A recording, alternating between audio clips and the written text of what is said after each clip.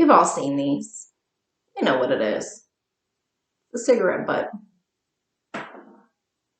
It's trash. We're done with it.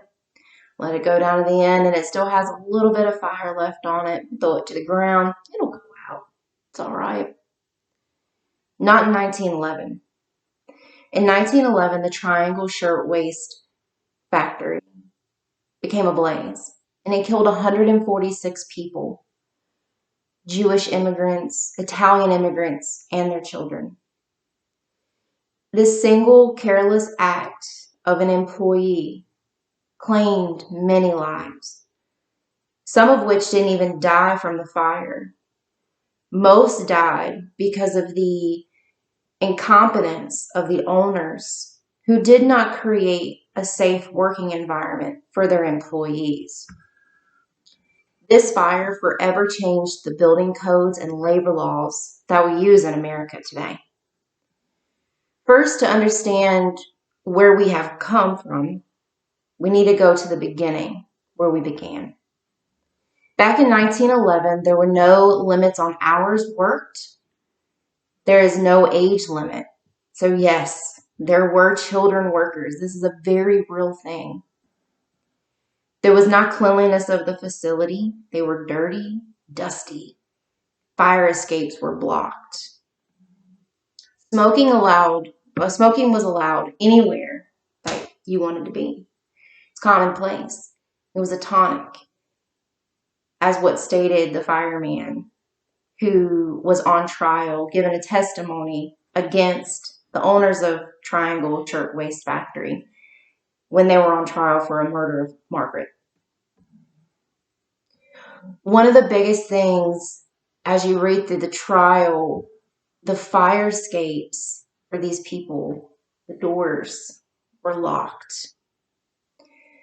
How is 146 people going to get out if the door is locked?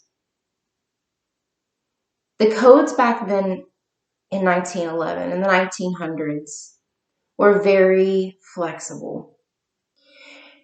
Now today, you pretty much have to go through metal detectors and keep your cell phone away and no smoking within 300 yards of the facility. And they have all of these safety devices that are in place.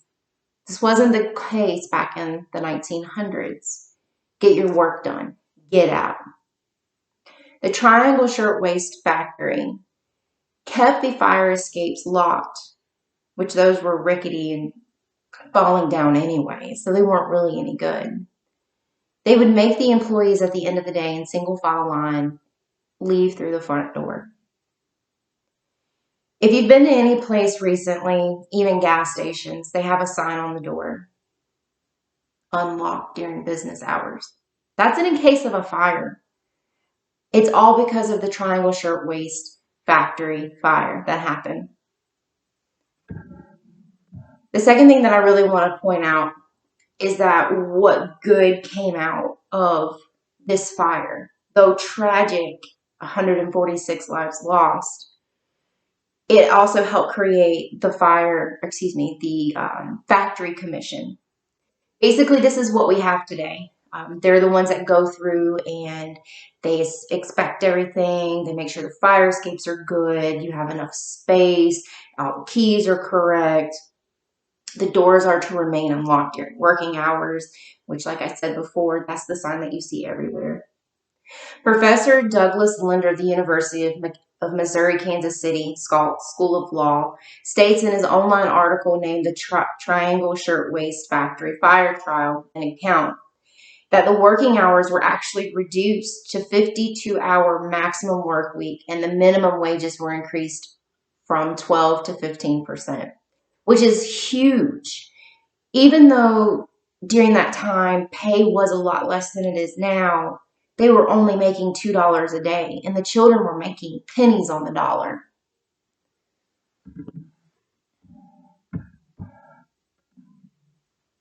Now, because of all the codes that have been placed, fire escapes have to be inspected annually, and they have to be a greater width to accommodate the staff. And there is no smoking for the most part in facilities anymore. Last thing I wanted to point out how this impacts America in the current times. There's no smoking in our facilities anymore unless you work for a mom and pop shop.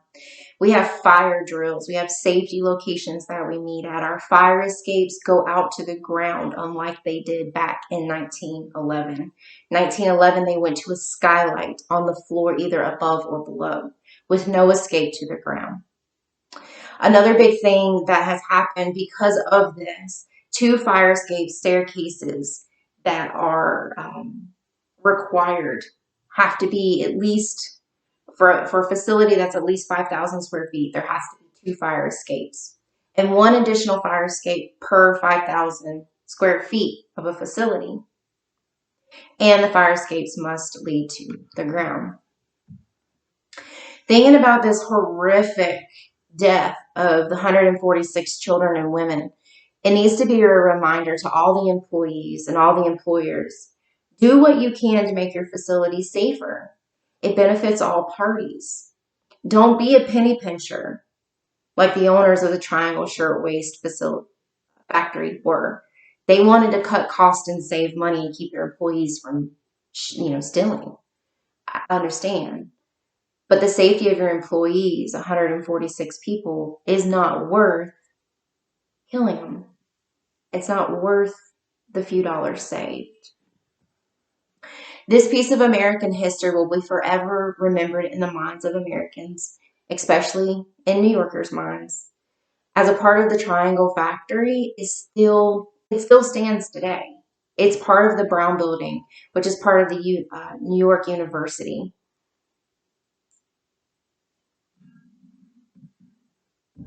So I leave you with this.